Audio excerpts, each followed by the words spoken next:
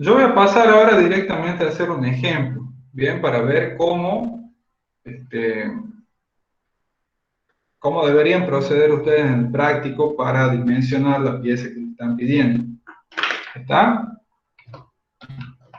Y lo que voy a dimensionar es, si ustedes recuerdan, yo la clase pasada desarrollé un pórtico, ¿verdad? Y pude determinar todos los esfuerzos de sección. O sea, se trazaron todos los diagramas de esfuerzos de sección. ¿Está?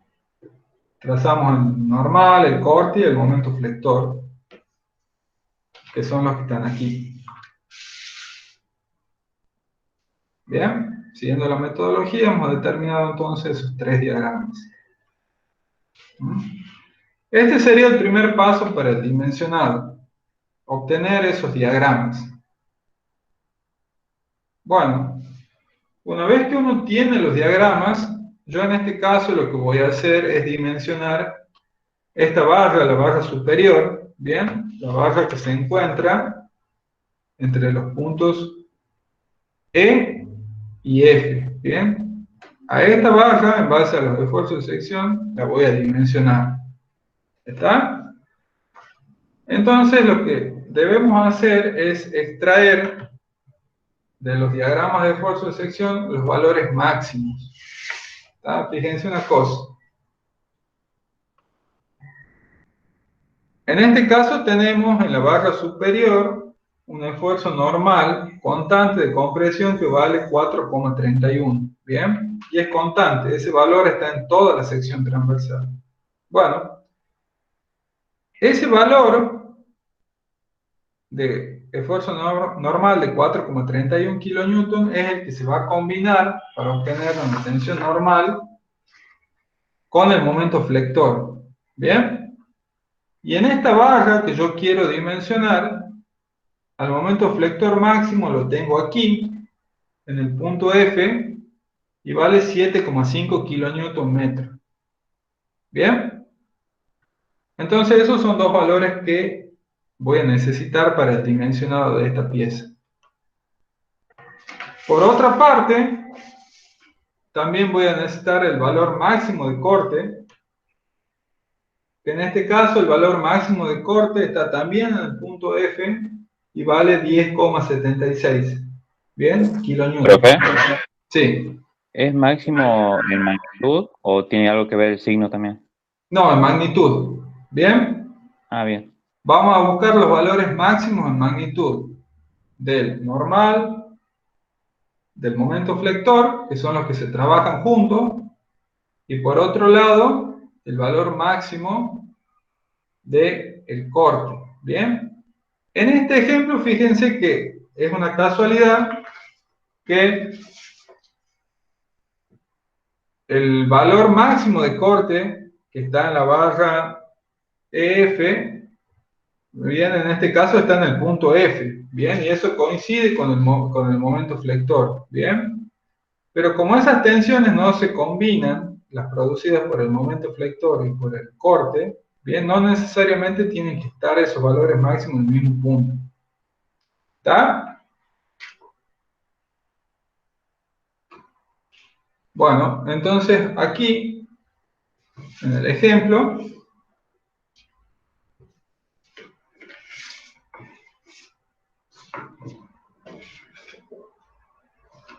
fíjense que están extraídos ya esos valores máximos. ¿Está? Vamos a trabajar entonces con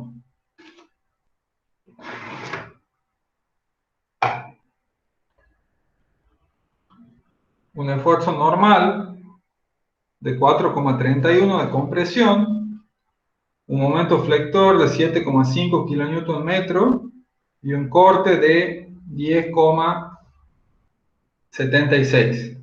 ¿Bien? Bueno, fíjense aquí abajo les he dado las características de la sección que voy a utilizar. En este caso voy a utilizar un material que es madera. La sección que utilizo es una sección rectangular que va a cumplir esta relación, bien, que el H va a ser 2 veces el ancho. H igual a 2B, ¿bien? Y ese material madera me otorgan como dato que el sigma admisible, que recuerden que esto está referido a las tensiones normales, es de 20.000 kilopascales. Mientras que el tau admisible, fíjense que una tensión mucho más chica, que es referido a las tensiones de corte, vale 2.000 kilopascales. ¿Bien? Eso es lo que cambia con el material. Bien, ahí es donde entra a jugar el material. ¿Mm? Bueno, el proceso de dimensionado no es en general, en casi ningún caso, un proceso directo, digamos. Es un proceso, digamos, me refiero al que uno aplica una expresión y le dice esa expresión, bueno, estas son las características geométricas, en este caso, ¿verdad? Nosotros deberemos determinar H y B. ¿Bien? Entonces, no hay una fórmula que uno pueda sacar directamente esos valores. Uno en general siempre cuando dimensiona lo que hace es proponer una medida de la pieza y verificarla. ¿Está? Porque el proceso de dimensionado, como les digo, no se puede despejar directamente, por ejemplo, H o B y ver cuánto vale. No, eso no se puede hacer. Entonces uno propone las dimensiones que sean, por supuesto las fija con algún criterio, y luego las verifica. ¿Bien? Si la tensión, digamos, de trabajo, la tensión máxima está muy alejada, por ejemplo, de lo que son los valores admisibles, bueno, uno podrá hacerla más chica a la pieza. Y si nos pasamos, o sea, si la tensión máxima es mayor a los valores admisibles, bueno, tendremos que redimensionar, es decir, proponer valores más grandes o bien mejorar el material. Bien, porque yo les decía que en el dimensionado hay dos variables, una es material, que en este caso está dado por los valores admisibles, y el otro la geometría. Entonces, cuando no verifica la pieza, uno puede jugar con esas dos cosas. ¿Mm? Bueno, entonces, como le dije, uno lo que hace comúnmente es proponer valores de la sección transversal y verificarlo. Bueno, esa propuesta en general se hace con algún criterio, bien, no se hace así arbitrariamente. Entonces, lo que se hace es realizar un predimensionado. ¿Está?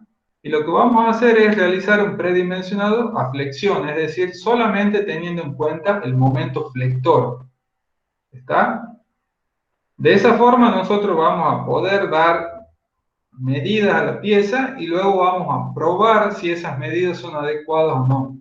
Fíjense, para predimensionar lo que vamos a hacer es igualar el valor de la tensión normal admisible, que recuerden que el momento flector produce tensiones normales, la vamos a igualar con lo que propone Navier en su fórmula, es decir, que el sigma admisible sea igual a el momento flector sobre el módulo resistente. Y este módulo resistente en este caso es un módulo resistente necesario, digamos necesario justo para aguantar este momento flector. ¿Bien? Fíjense entonces, esta es la propiedad geométrica que nosotros tenemos que despejar. El módulo resistente. Entonces de acá lo despejamos. El módulo resistente necesario se calculará como el momento flector máximo con el cual vamos a dimensionar dividido en la tensión admisible. ¿Bien? Y si realizamos esta operación obtenemos que el W necesario es de 3,75 por 10 a la menos 4 metros cúbicos. ¿Está? El módulo resistente se mide en metros cúbicos. ¿Bien? Bueno, después lo que vamos a hacer es igualar ese valor de W necesario con la expresión que nosotros tenemos para la sección rectangular, que era BH cuadrado dividido en 6. Como nosotros adoptamos una relación en la que la altura es igual a 2 veces el ancho, fíjense que eso se reemplaza aquí, ¿bien? Y podemos despejar lo que vendría a ser un ancho necesario, un ancho justo para soportar este momento flector. ¿Bien? Ahora bien, si uno pusiera este valor justo, ¿bien? Y se queda con ese valor, la pieza después no va a verificar. ¿Por qué? Porque el momento, las tensiones normales recuerden que son producidas tanto por el momento flector como por el esfuerzo normal. Y este W o este B que está acá está sacado simplemente para que aguante el momento flector. Es decir, que le estaría faltando una parte de lo que es el esfuerzo normal. Bien. Generalmente, el efecto que tiene en el dimensionado, el momento flector, es más grande que el esfuerzo normal. Es lo que pasa generalmente. Entonces uno lo que hace es adoptar de este valor un poco más para cubrirse en el esfuerzo normal y de ahí verificar. Fíjense, aquí me estaba dando 0,08 metros. Bueno, yo adopto valores ya adoptados, fíjense, B adoptado 0,1 metro, entonces el H adoptado como es el doble de 0,2 metros. ¿Bien? Entonces, estos valores son los que yo ahora voy a probar si verifican. Bien, entonces acá con esos valores finalmente lo que calculo es un W adoptado en base a B adoptado y a H adoptado. ¿Estamos hasta aquí, chicos? Entonces, esta primera parte es simplemente un predimensionado.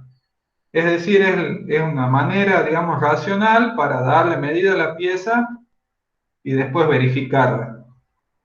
Profe, Sí. no entendí cómo es que sacó los valores adaptados. Claro, fíjate, yo te decía, aplicado esta fórmula, ¿bien? M sobre W necesario. ¿Está? Entonces fíjate que de acá se puede despejar un W necesario, es decir, un módulo resistente necesario. ¿Está? Sí. Bueno, el W necesario tenía una expresión, que es la que hemos visto anteriormente, en una de las diapositivas. Bueno, yo igualo eso con la expresión. ¿Está? Y de acá, adoptando la relación H y B, puedo despejar alguna de las medidas, ya sea B o H. Yo acá he despejado B. Bien, fíjate que acá, si uno opera todo esto exactamente, me da 0,08. Bien, ¿está? O sea, B acá me da 0,08. Bien. Sí. Bueno, lo que yo te decía era que este 0,08 aguanta solamente el momento flector. Aguanta solamente eso. Entonces yo tengo que adoptar un poquito más. Bien, entonces fíjate que acá de 0,08 yo he adoptado 0,1. Bueno, eso ya no hay un criterio, es un poco más. ¿Está? O sea, toma como guía ese valor y se adopta un poco más. ¿Está? Ah, bien, profe. Pero es necesario que se adopte un poco más. ¿Por qué? Porque la pieza en realidad está más solicitada, porque no tiene solamente momento flector, también tiene normal. Y el normal y el momento flector producen tensiones normales, o sea, se combinan. ¿Está? Sí, profe. Bueno, entonces esto que está acá es simplemente un predimensionado. Son los valores con los que yo puedo comenzar a probar en el ejercicio. ¿Está? Ahora sí, debo pasar a la verificación. Bien, en este caso, como el normal es de compresión, ¿está?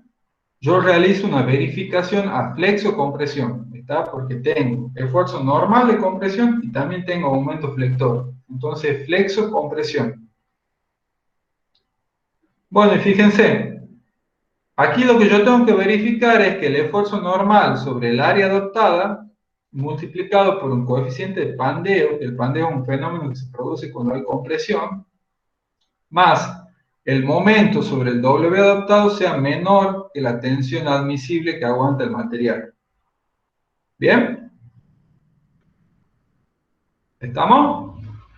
Entonces, ve, ahí está. Fíjate que acá la tensión se le suma a este término, que es del esfuerzo normal. Yo anteriormente había tenido solamente en cuenta este término. Entonces, si no adoptaba un poco más de lo que me estaba dando con este término, acá no me iba a verificar nunca. Entonces, por eso era necesario adoptar un poco más. Bueno, vamos a ver el pandeo. Es un fenómeno de inestabilidad que se produce en las piezas que trabajan a compresión. ¿Está? ¿Y por qué pasa eso? Bueno, fíjense, miren, más o menos para darle alguna idea, nosotros tenemos una pieza, ¿bien? Esa pieza la sometemos a compresión, ¿bien? ¿Está? La sometemos con una carga P a compresión. Y esa pieza tiene un área A. ¿Está? Entonces la tensión a la que trabaja esa pieza se puede calcular como P sobre A. ¿Bien? ¿Está? En la realidad, digamos, esta perfección, digamos, que hay en la carga, en la que la carga P se alinea perfectamente en el eje de la pieza, y esta pieza es una pieza perfecta que no tiene ninguna oquedad ni nada extraño, digamos, en su sección transversal. Bueno, cuando eso pasa, esta pieza se comprime, ¿está? Se comprime así, ¿bien? Y la tensión se calcula como P sobre A, ¿bien? Y esto fallará, o sea, uno tendrá que verificar que esto sea menor o igual al sigma admisible de la pieza, ¿bien? Pero esa perfección, digamos, en la alineación de la carga y en la perfección de la sección no existe, ¿está? Entonces, esta pieza, en el caso de la compresión, tiende a fallar antes de llegar a este valor admisible, ¿bien? Falla por pandeo, ¿bien? Y en el pandeo, digamos, esta pieza toma una forma en la cual se comba, o se flexa, digamos, ¿está? Y falla, digamos, y falla antes de llegar a esta tensión, ¿está? Entonces, para evitar eso,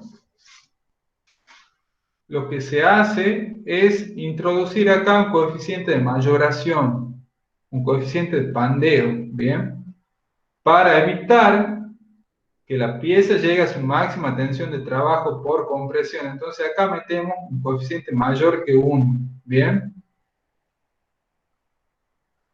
Ese coeficiente, fíjense, yo creo que uno más o menos puede, o sea, tiene una idea de qué es algo más esbelto, o sea, qué es algo más esbelto. Por ejemplo, algo esbelto, bien, sería algo largo, ¿verdad? Y que tiene una sección transversal chica respecto a su longitud, ¿bien? Mientras que algo que no es esbelto es algo más así, más retacón, ¿verdad? O sea, más ancho, tiene una sección transversal más importante, ¿bien? Entonces, una pieza que es más esbelta tiene más posibilidad de fallar por pandeo que una que es menos esbelta, ¿bien? Entonces, lo que uno calcula para determinar el coeficiente de pandeo es la esbeltez. Y la esbeltez es el cociente entre la longitud de pandeo, ¿está? Es algo que está relacionado a la longitud de la pieza, y una medida de la sección transversal, que en este caso es el radio de giro, ¿bien? O sea, la esbeltez es una relación entre la longitud y algo de la sección transversal, que en este caso está dado por el radio de giro, ¿bien? La longitud de pandeo no es tal cual la longitud de la pieza, ¿está? Por eso se llama longitud de pandeo. La longitud de pandeo se obtiene como un coeficiente por la longitud de la pieza, ¿está? Y ese coeficiente depende de cómo está apoyada en sus extremos la pieza, ¿está? Fíjense. Bueno, yo acá le he puesto beta, acá se llama con K, bien, pero es lo mismo, es un coeficiente es un coeficiente para determinar la longitud de pandeo. Bien, y acá me dice que cuando la pieza está articulada en ambos extremos, ese coeficiente vale 1. Bien, cuando la pieza está empotrada en un extremo y está libre en el otro, ese coeficiente vale 2. Bien, cuando la pieza está empotrada en ambos extremos, ese coeficiente vale 0,5. Y cuando la pieza está empotrada en un extremo y articulada en el otro, ¿está? Ese coeficiente vale 0,75. Esos cuatro casos que yo les he dicho, o sea, estos dos extremos, acá y acá, son casos ideales. Estos casos que están acá en el medio son casos que contemplan, fíjense esa rayita, es lo que se denomina empotramiento elástico. Bien, un empotramiento elástico es un empotramiento que no está dado por un vínculo externo. Un vínculo externo de empotramiento, ustedes ya lo conocen, es el que tiene la reacción del momento, ¿verdad? Bueno, en nuestro pórtico, por ejemplo, en nuestro pórtico, este nudo acá que está, fíjense, la barra EF llega acá a un nudo en el cual concurren 3 barras, ¿verdad? Bueno, ese nudo que está ahí puede considerarse como un empotramiento elástico. ¿Está? O sea, son las concurrencias de distintas barras, digamos, a un nudo que no está articulado. Fíjense, el nudo E en este caso está articulado, bueno, una articulación. Bueno, esto que está acá puede considerarse como un empotramiento elástico. Y serían estos casos que están acá, estos casos intermedios. Fíjense, nosotros en nuestro caso tenemos una articulación de un lado y un empotramiento elástico del otro. Entonces el valor que debemos tomar es este que está acá, 0,85. ¿Bien? Entonces fíjense que la longitud de pandeo en este caso se calcula como 0,85 por la longitud de la pieza, que eran 2 metros. ¿Bien? Y abajo tenemos el radio de giro. El radio de giro se calcula en este caso como h sobre la raíz de 12, raíz cuadrada de 12. ¿Bien? Fíjense, en este caso, todas las propiedades estas están referidas a un mismo eje de giro, ¿verdad? O sea, el eje en el cual se realiza o en el cual se tiene efecto el momento, ¿bien? Recuerden, el momento se da en el plano de la hoja y su eje de giro es perpendicular a la hoja, ¿bien? Que sería el eje X, ¿está? Entonces, de acá hemos calculado una esbeltez de 30. Bueno, en base a esa esbeltez de 30, lo que se hace es entrar a una tabla de coeficientes de pandeo. Estas tablas de coeficientes de pandeo generalmente las dan los distintos reglamentos. En este caso, el reglamento en el cual norma todo el procedimiento de cálculo de madera, da esta tabla de coeficientes de pandeo. Fíjense, cuando uno entra con una esbeltez de 30, ese coeficiente de pandeo me dice que vale 1,25. ¿Bien? Entonces eso es lo que está acá. Fíjense, ya en la parte de abajo ya hemos puesto el coeficiente de pandeo de 1,25. Y fíjense que por efecto del pandeo estamos mayorando esto un 25%. Bien, después dividimos el esfuerzo normal en el área y sumamos a esta parte que tiene que ver con la flexión. Está acá arriba tenemos el momento flector y abajo tenemos el módulo resistente. Bien. Si operamos todo esto nos da 11.519 kilopascales, lo cual es inferior a nuestra tensión admisible, que es de 20.000 kilopascales. ¿Está? Entonces eso significa que las dimensiones que hemos adoptado para nuestra sección de madera son adecuadas. Bien, incluso podrían ser un poco menores. ¿Está? ¿Estamos con el procedimiento hasta aquí? Sí, profe, pero a todas las secciones las tomamos como si fueran rectangulares. No, en este caso yo estoy realizando el procedimiento para secciones rectangulares, ¿bien? O sea, ¿qué es lo que cambia? Fíjate, lo que cambia son las propiedades específicas que dependen de la sección rectangular, como esto, que es acá el radio de giro, o el módulo resistente, ¿bien? O sea, acá están las expresiones genéricas. Si vos no trabajás con una sección rectangular, bueno, pondrás acá el módulo resistente que corresponde a la sección con la que estás trabajando, el radio de giro que corresponde a la sección con la que estás trabajando. ¿Bien? ¿Está? En el práctico, en Bien. particular, como yo les dije, les voy a pedir una sección rectangular de madera, similar a este ejemplo que les estoy mostrando aquí, y una sección metálica en perfiles normalizados, a donde todos estos datos, digamos, el W, el radio de giro y demás, van a salir de tablas. ¿Bien? ¿Está? ¿Esa tabla está en subida ya, profe? Creo que todavía no, pero ya la vamos a subir hasta mañana o pasado, ya la vamos a subir a todos para que la tengan, puedan hacer el práctico. ¿Bien? Y es lo que yo le decía, en el aula también va a haber otro ejemplo en el cual se va a realizar un ejemplo como este, pero con el uso de esas tablas. Así ustedes pueden tener un ejemplo de cada uno. ¿Está? Pero esto no, o sea, el procedimiento este va a ser el mismo, digamos, o sea, uno primero eh, lo que va a hacer es predimensionar la sección, después va a verificar la flexocompresión y va a seguir haciendo la serie de verificaciones que les voy a mostrar ahora. ¿Bien? Bueno, vamos a continuar.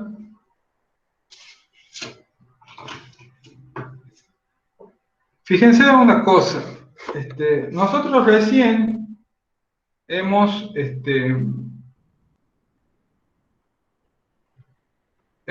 considerado el pandeo, ¿verdad?, para combinarlo con la flexión en el mismo eje a donde se desarrolla el momento.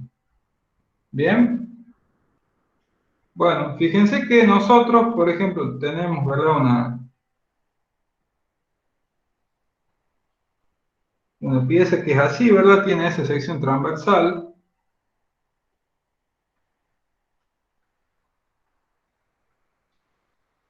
La viga tiene esa forma, ¿verdad?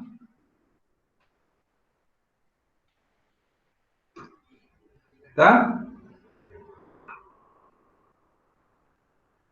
Cuando ya vamos a dar cuenta que esto está sometido a compresión, ¿bien? ¿Está? Bueno, nosotros recién hemos combinado el efecto de compresión en un eje que es fuerte para que se produzca el pandeo. O sea, que generalmente en el eje a donde hemos calculado recién no se va a producir pandeo, pues fíjense. Esto cuando yo lo comprimo así y pandea, puede pandear, digamos si estos son mis ejes, ¿verdad? Entonces si yo tengo el eje Z, el eje X y el eje Y, ¿bien? Esto podría pandear en un plano que sería así, ¿verdad? Sería así y así, o sea, pandear en ese plano así, es decir, pandear en el plano ZX, ¿bien? O podría pandear, pero eso es menos probable que lo haga en el plano ZY. ¿Está? Uno cuando comprime, como digamos el pandeo, digamos, se da por imperfecciones, ¿está? Esto cuando pandea, o sea, se podría combar para un lado o se podría combar para el otro, ¿bien? Cuando yo lo combiné con el momento flector, como el momento flector, digamos, actúa en el plano IZ y gira alrededor de X, yo lo combiné con la posibilidad de pandeo esta, con la posibilidad de pandeo en el eje, en el plano, perdón, IZ, ¿bien? Pero esa posibilidad de pandeo de la pieza es menos probable que la posibilidad de pandeo en el plano ZX, ¿bien? Esta pieza, cuando uno la comprime y se comba para un lado o para el otro, es más probable que lo haga acá, alrededor de su eje débil, ¿verdad? Que es el eje Y. ¿Bien? Y eso es lo que se hace acá, fíjense. En el eje Y no hay momento flector, ¿está? Pero el esfuerzo normal sí actúa, y actúa solo, actúa sin efectos del momento flector. ¿Está? Entonces lo que uno debe hacer es hacer una verificación a flexocompresión en el eje fuerte, a donde tiene una posibilidad de pandeo que posiblemente no se dé, pero la debe considerar para tener mayor seguridad, y debe verificar también el pandeo en el eje débil. Bien, el eje de pandeo débil para esta pieza es el Y. Entonces uno debe sacar un coeficiente de pandeo en el eje Y. Bien. ¿Qué cambia en el procedimiento este ni? Bueno, que uno en vez de utilizar el radio de giro en X, que es el mayor, va a utilizar un radio de giro en Y, que es el menor, y me va a dar una esbeltez más grande. Bien, fíjense que cuando yo opero esto, acá me daba una esbeltez de 59. Bien, contra un 30 que creo que estaba obteniendo antes, yo estoy obteniendo el doble de esbeltez. Fíjense que en el eje X yo obtengo una esbeltez de 30. Bien, mientras que en el eje Y tengo una esbeltez de 60, o sea, 59, casi el doble. Bien, es decir, que la pieza es más esbelta cuando yo la miro, digamos, girando alrededor del eje Y que alrededor del eje X. ¿Está? Cuando entro a la tabla con este 59, el coeficiente de Pandel que obtengo es 1,65. Bien, entonces este 1,65 lo debo multiplicar ahora o mayorar a este efecto de la carga, normal. Bien, porque se podría dar el caso, bien, que por ejemplo, que 1,25 por el efecto del normal más el momento flector, ¿está?, sea más chico que tener en cuenta solamente el efecto del normal, pero con un coeficiente de Pandel más grande. Bueno, este no es el caso, de hecho está muy lejos, pero es una verificación que uno debe hacer para estar bien cubierto. En este caso me da 355 kilopascales, que es menor a la tensión admisible. ¿Bien? Y la última verificación que se debe hacer es la verificación, fíjese, ya hemos verificado entonces totalmente lo que son las tensiones normales. Ahora lo que vamos a hacer es verificar las tensiones de corte. Bien, es controlar que la tensión máxima de corte sea menor al tau admisible. Bien. Y lo que vamos a hacer es aplicar la expresión de Collignon. Esta expresión de Collignon tiene el corte, que consideramos para el dimensionado de la pieza que estamos analizando, corte máximo. Tiene acá el momento de inercia, bien, siempre referido al eje de trabajo de la pieza, que es el eje X. El ancho de la pieza, el B adoptado, y tiene esta propiedad geométrica que se llama momento estático. Bien. El momento estático se calcula como el momento que produce el área que está ya sea por encima o por abajo del eje baricéntrico, o del eje donde está calculando en este caso el momento de inercia, que es un eje baricéntrico. Bien, fíjense, el área que tengo por arriba del eje X es el área sombreada. Bien, el baricentro del área sombreada está a la mitad de esa altura, es decir, a h sobre 4.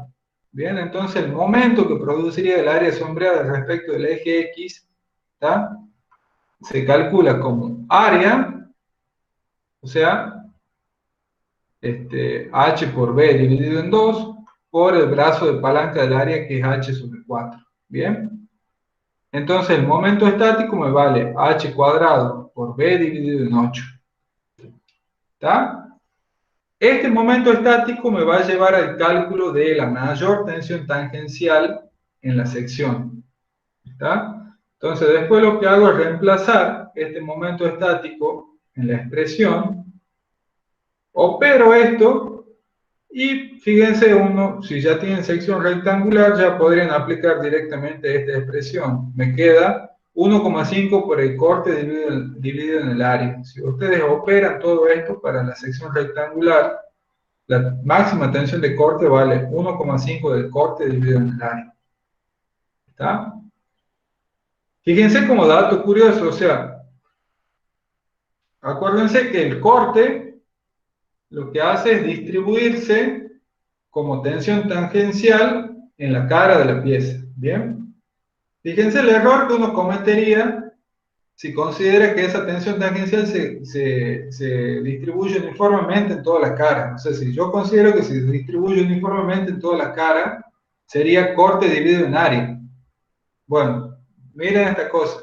Acá esta fórmula me está diciendo que la máxima tensión tangencial es un 50% más grande que la tensión media.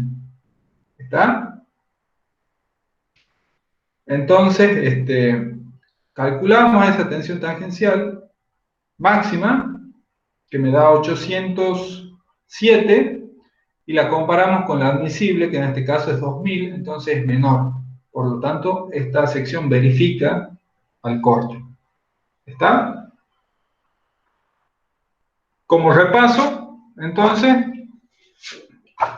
para el dimensionado, ustedes, en base a los diagramas de esfuerzo de sección, bien, momento flector y normal, trabajando en conjunto, y corte por otro lado, extraen de estos diagramas los valores máximos de la pieza que van a dimensionar. En este caso yo dimensioné la barra de acá de arriba. ¿Bien? Extraen los valores máximos. ¿Bien? Uno debe saber en qué va a dimensionar la pieza. En este caso yo la dimensiono en madera con la sección rectangular que cumple esta relación, h igual a b sobre 2. ¿Bien? Entonces, como ya fijo eso del material, eso tiene valores admisibles. ¿Bien? Como yo les expliqué, el proceso de dimensionado en general es un proceso de verificación. Uno propone y verifica que los valores máximos sean menores o iguales a lo admisible. Entonces, con algún criterio, debe darle alguna forma a la pieza. Entonces, para eso se hace un predimensionado. El predimensionado, por lo general, se hace solamente a flexión y en base a los valores justos que aguantan solamente la flexión, se adoptan un poquito más grandes para que luego anden bien en el proceso de verificación posterior. Entonces esto me da a mí un predimensionado. Bien. Después que se realiza el predimensionado, uno pasa a verificar la sección al esfuerzo que esté sometida. En este caso es flexo-compresión. Entonces aplicamos la expresión de flexo-compresión. En este caso, la parte de flexo-compresión se complica un poco en el momento de calcular el coeficiente de pandeo en base a la esbeltez de la pieza. ¿Está? Después que verificamos a flexo-compresión, si esto no verificara acá, la alternativa es volver a hacer una verificación de esto con medidas más grandes o mejorando el material, es decir, buscando un material que tenga una tensión admisible superior a 20.000 megapascal. ¿Bien? Después que se hace eso, se verifica la pieza, ya no a flexo-compresión, sino simplemente a compresión, pero en el eje más débil de la pieza. ¿Bien? Y la última verificación que se hace es la verificación al corte. Recuerden que anteriormente estábamos combinando tensiones normales, flexión y esfuerzo normal. La verificación al corte se hace solamente con la tensión producida por el corte por sí solito. ¿Bien? Y para esto aplicamos la fórmula de Collignon. En la fórmula de Collignon aparece una propiedad geométrica que se llama momento estático, que es el momento que causa el área que está ya sea por arriba o por abajo del eje baricéntrico.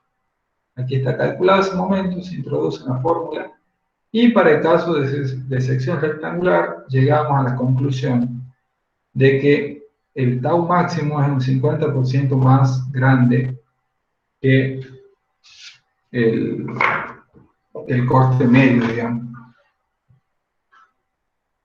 o que la tensión media del corte, ¿bien? Y verificamos esto. Una vez que hacemos esto, ya estaría completado, finalizado el proceso de dimensionado de la pieza. ¿Está?